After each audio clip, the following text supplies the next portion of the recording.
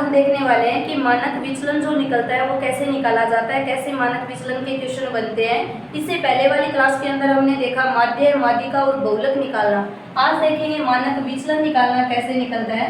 तो देखिए मानक विचलन का आपके पास फॉर्मूला बनता है रूट प्रसरण। मानक विचलन का जो फॉर्मूला बनता है वो बनता है रूट प्रसरण के अंदर। आपको कोई एक क्वेश्चन देगा जिसमें बोलेगा कुछ प्रसरण है और इतना इतना प्रसरण है, बताओ मानक विचलन कैसे होगा। तो देखिए क्वेश्चन कैसे पूछा जाता है। क्वेश्चन लिखेगा कि एक बटन जिसका प्रसरण 49 है, तो बताओ मानक विचलन कितना होगा। मानक विचलन कितना होगा, इस टाइप से क्वेश्चन पूछा जाता है कि कोई एक बटन है और इस बटन सारणी के अंदर आपको कोई प्रसरण दिया है और प्रसरण दे रखा है 49। आपसे पूछा जाता है बताओ मानक विचलन। तो जैसे ही आपने मानक विचलन पढ़ा तो आप प्रसरण के रूट लगा दीजिए, बस क्वेश्चन बन जाता है। तो प्रसरण कितना है 49, तो रूट प्रसरण 49 किसका वर्ग है, तो यहाँ पर बन गया 7 का वर्ग है। तो आप बताओगे निम्न का जो मानक विचलन बनेगा वो बन जाएगा 7। क्लियर। मान लीजिए इसी क्वेश्चन के अंदर आपको चेंज करके क्वेश्चन में ऐसे बोल दें, सेम क्वेश्चन, कुछ नहीं करना होता, सिंपल क्वेश्चन होता है। वो बोलेगा कि एक बटन है, बटन का प्रसरण 81 है, तो मानक विचलन बताओ। मानक विचलन नॉर्मल क्वेश्चन, हर एग्जाम में क्वेश्चन आ जाता है, मानक विचलन बताओ।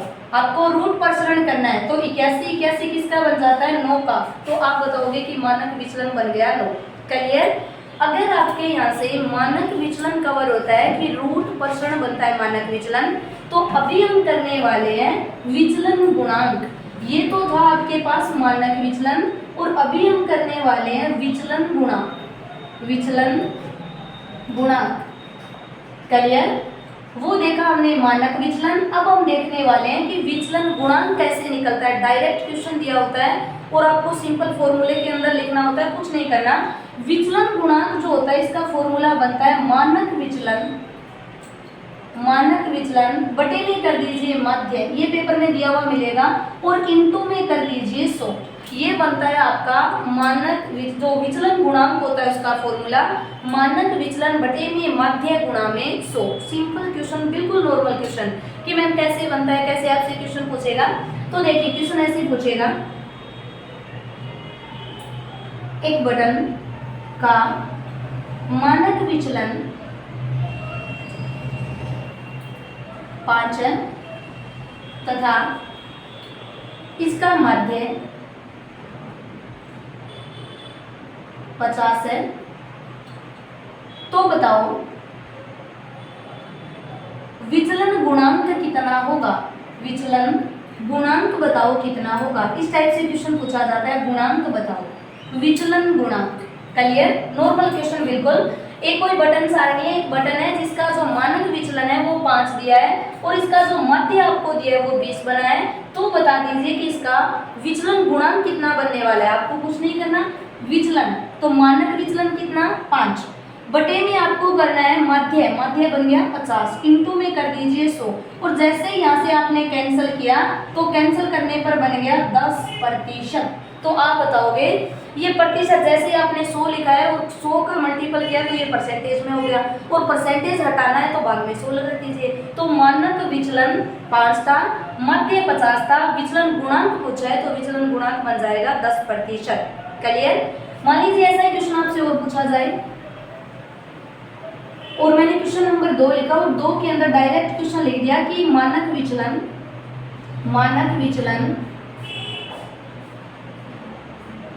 8 है, माध्य आपके पास 40 है, तो बताओ विचलन गुणांक बताओ कितना होगा। विचलन गुणांक तो आपको क्या करना था, मानक विचलन बटे में करना है माध्य और इंटू में कर दीजिए 100। बताइए क्वेश्चन बनेगा और कैंसिल कर दें 5 से, और 5 से फिर यहाँ से कैंसिल कर दिया तो आप बताओगे यहाँ से विचलन गुणांक बन जाता है 20%। क्लियर।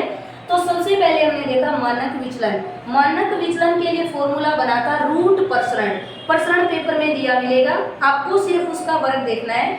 फिर हमने देखा विचलन गुणांक। विचलन गुणांक का फॉर्मूला बनता है मानक विचलन बटे में माध्य इंटू में 100।